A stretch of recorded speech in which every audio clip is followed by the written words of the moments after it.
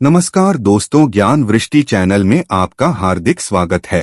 प्यारे मित्रों, आज हम आप सभी के लिए प्राचीन कथा लेकर आए हैं। जो भी इस प्राचीन कथा को विस्तार पूर्वक और ध्यान से सुनेगा उसको भगवान भोलेनाथ का आशीर्वाद प्राप्त होगा और उसे संतान सुख की प्राप्ति होगी। कथा को आरंभ करने से पहले कमेंट बॉक्स में हर हर महादेव लिखना ना भूले। साथ ही चैनल को सब्सक्राइब और वीडियो को लाइक करना ना भूले ताकि आप हमारी प्राचीन कथाओं से जुड़े रहे। संतान सप्तमी का व्रत बहुत ही उत्तम फल देने वाला माना जाता है। इसके शुभ प्रभाव से संतान से जुड़ी सभी मुश्किलें दूर होती हैं, साथ ही साधक की सभी इच्छाएं पूर्ण होती हैं। ऐसा कहा जाता है कि संतान सप्तमी का व्रत इसकी कथा के बिना अधूरा है, इसलिए इस शुभ अवसर पर इसकी कथा का श्रवण अवश्य करें। एक समय की बात है, महाराज युधिष्ठिर ने भगवान कृष्ण से कहा कि प्रभु, कोई ऐसा व्रत बताइए जिसके प्रभाव से संतान से जुड़ी सभी समस्याओं का निवारण हो जाए। यह सुनकर मुरलीधर ने कहा, मैं तुमको एक पौराणिक कथा सुनाता हूँ, तुम ध्यान पूर्वक सुनो। एक समय की बात है, लोमश ऋषि ब्रजराज की मथुरापुरी में वसुदेव देवकी के घर गए, जहाँ ऋषि का खूब सत्कार किया गया, जिससे वह प्रसन्न होकर उनको कथा सुनाने लगे। कथा के कहते लोमश ऋषि ने कहा कि हे देवकी, दुष्ट दुराचारी पापी कंस ने तुम्हारे कई पुत्र मार डाले हैं, जिसके कारण तुम्हारा मन अत्यंत दुखी है।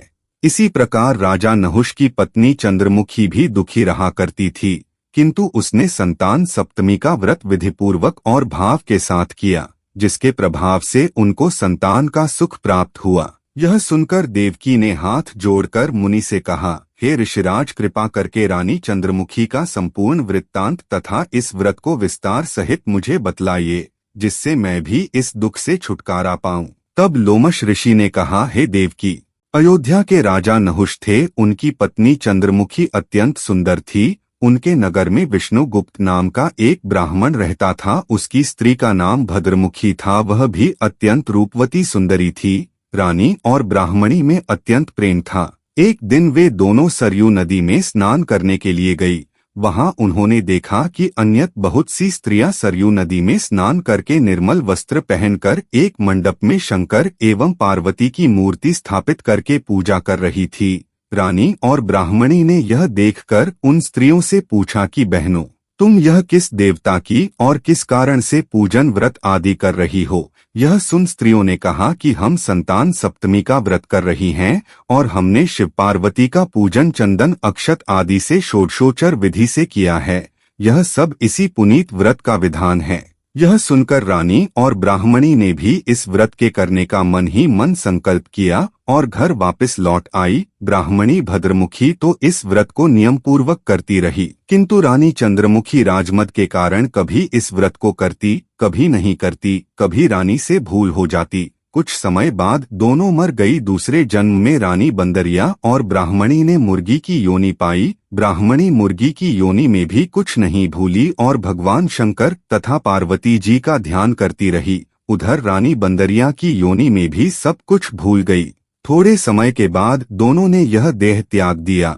अब इनका तीसरा जन्म मनुष्य योनि में हुआ। उस ब्राह्मणी ने एक ब्राह्मणी के यहाँ कन्या के रूप में जन्म लिया। उस ब्राह्मण कन्या का नाम भूषण देवी रखा गया तथा विवाह गोकुल निवासी अग्निशील ब्राह्मण से कर दिया। भूषण देवी इतनी सुंदर थी कि वह आभूषण रहित होते हुए भी अत्यंत सुंदर लगती थी। कामदेव की पत्नी रति भी उसके सम्मुख लजाती थी। भूषण देवी के अत्यंत सुंदर सर्वगुण संपन्न चंद्रमा के समान धर्मवीर, कर्मनिष्ठ, सुशील स्वभाव वाले 8 पुत्र उत्पन्न हुए। यह सब भोलेनाथ के व्रत का फल था। दूसरी ओर शिव विमुख रानी के गर्भ से कोई भी पुत्र नहीं हुआ। वह निःसंतान दुखी रहने लगी। रानी और ब्राह्मणी में जो प्रीति पहले जन्म में थी वह अब भी बनी रही।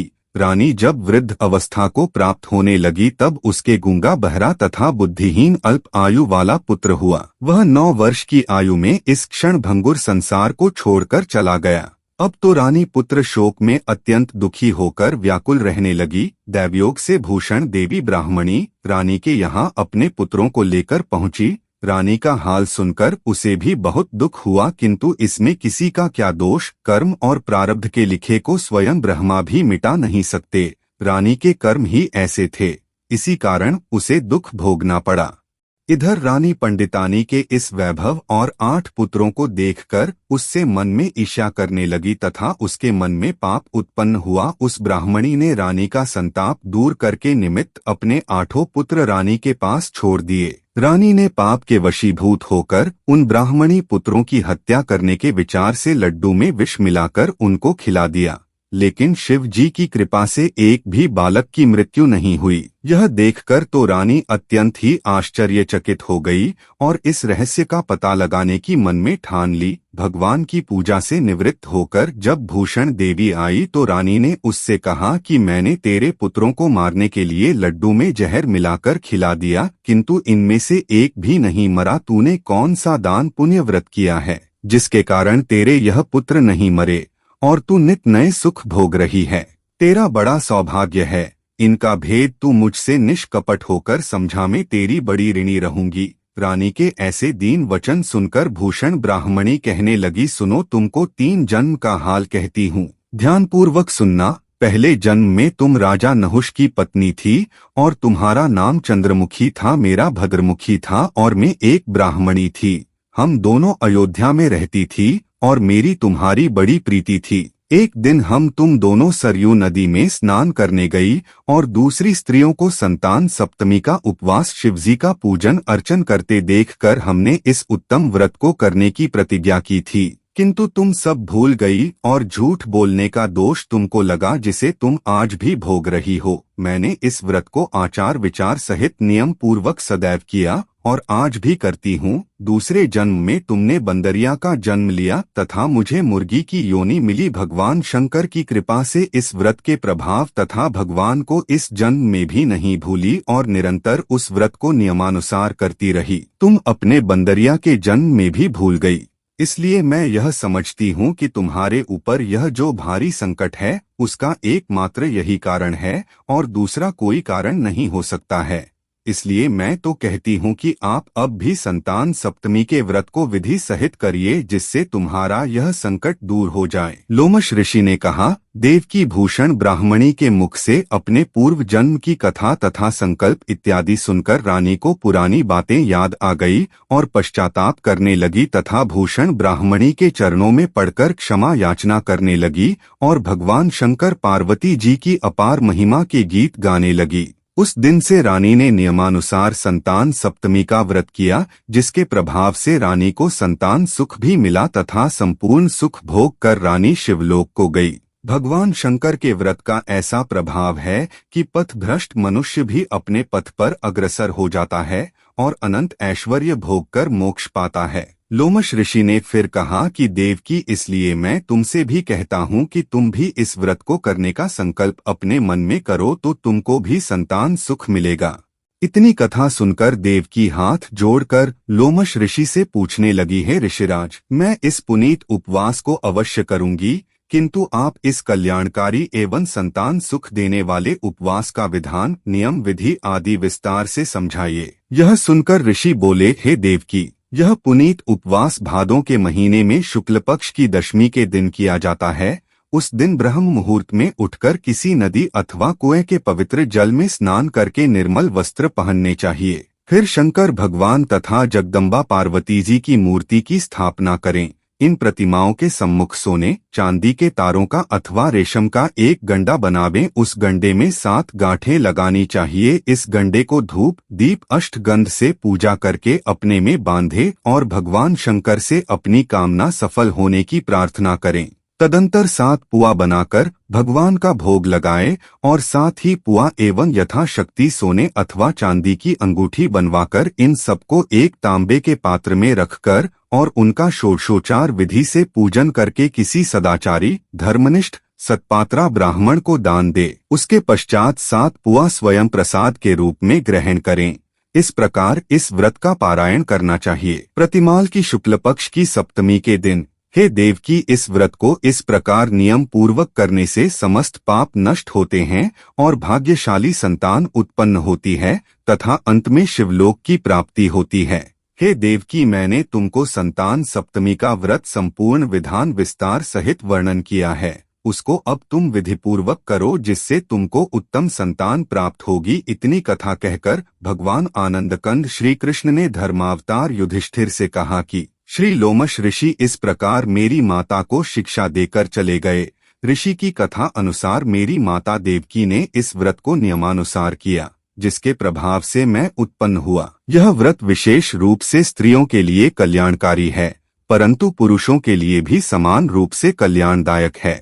संतान सुख देने वाला, पापों का नाश करने वाला यह उत्तम व्रत है, जिसे स्वयं भी करे और दूसरों से भी करवाए। नियम पूर्वक जो कोई इस व्रत का पालन करता है और सच्चे भाव से पूजा अर्चना करता है, उन्हें संतान रत्न की प्राप्ति होती है। इसके साथ ही संतान से जुड़ी सभी मुश्किलें भी दूर होती हैं। संतान सप्तमी व्रत की दूसरी कथा। एक नगर में एक साहूकार रहता था। उस साहूकार के 7 बेटे थे, लेकिन वह जिस भी बेटे का विवाह करता वही मर जाता। इस प्रकार उसके 6 बेटे मर गए। अंत में उसके 7वें बेटे का भी विवाह तय हो गया। उसने सभी रिश्तेदारों को आमंत्रित किया। विवाह में शामिल होने के लिए लड़के की बुआ भी आ रही थी। रास्ते में उसे एक बुढ़िया मिली। बुआ ने बुढ़िया के चरण स्पर्श किए तो उसने पूछा कि बेटी कहाँ जा रही हो? बुआ ने उसे सब कुछ बता दिया। सब कुछ जानने पर बुढ़िया ने कहा कि लड़का तो मर जाएगा। वह जैसे ही बारात के लिए घर से निकलेगा, घर का दरवाजा गिर जाएगा। यदि उससे बचेगा तो भी जिस पेड़ के नीचे बारात रुकेगी वह पेड़ गिर जाएगा। वहां से बचने पर जब वह ससुराल में प्रवेश करेगा तो वहां का भी दरवाजा गिर जाएगा। उससे भी यदि बच गया तो 7वीं भावर पड़ते समय नाग आकर डस लेगा। बुआ बोली, है माता, मेरा यह एक ही भतीजा बचा है। जब आपने इतने अनिष्टों की बात बताई है तो कृपा करके रक्षा का उपाय भी बताएं। बुढ़िया जो स्वयं दुबड़ी माता थीं, बोली, बेटी उपाय तो है पर है बहुत कठिन। बुआ ने कहा, माता कितना भी कठिन उपाय हो भतीजे की रक्षा के लिए मैं करूंगी। बुढ़िया बोली, बेटी जब लड़का विवाह करने जाने लगे तो उसे दरवाजे से न निकालकर दीवार फोड़कर निकलवाना। उसके बाद रास्ते में किसी पेड़ के नीचे बारात को रुकने न देना। इसी प्रकार ससुराल में भी लड़के को दीवार तोड़कर ही घर में प्रवेश करवाना तथा भामवरों के समय में कटोरे में दूध भरकर रख देना। जब नाग आकर दूध पीने लगे तो उसको तांत के फांस में फंसा लेना। जब नागिन आकर अपने नाग को मांगे तो तुम उससे अपने 6 भतीजों को मांग लेना। इस तरह तुम्हारा यह भतीजा तो जीवित बच ही जाएगा। पहले मरे हुए भतीजे भी जीवित हो जाएंगे, परंतु इस बात को किसी को बताना नहीं, अन्यथा सुनने और कहने वाले दोनों मर जाएंगे और भतीजे की भी मृत्यु हो जाएगी। बुढ़िया बनी दुबड़ी माता ने जैसे कहा था, मायके आकर बुआ ने वैसे ही किया। सभी घटनाएं दुबड़ी माता ने जैसे बताई थीं वैसे ही घटीं, लेकिन रक्षा का उपाय बता देने के कारण भतीजे की रक्षा हो गई और पहले मर चुके 6 भतीजे भी जीवित हो गए। दुबड़ी माता की कृपा से सब कुछ आनंदमय हो गया। बारात लौटने पर बुआ ने सप्तमी को दुबड़ी माता की पूजा करवाई। हे दुबड़ी मैया, जैसे तुमने बुआ को 7 भतीजे दिए वैसे ही सभी को संतान सुख देना। प्यारे मित्रों, अगर आपको कथा पसंद आए तो कमेंट बॉक्स में हर हर महादेव लिखना ना भूले। साथ ही चैनल को सब्सक्राइब, वीडियो को लाइक और वीडियो को अपने मित्रों में शेयर करना ना भूले।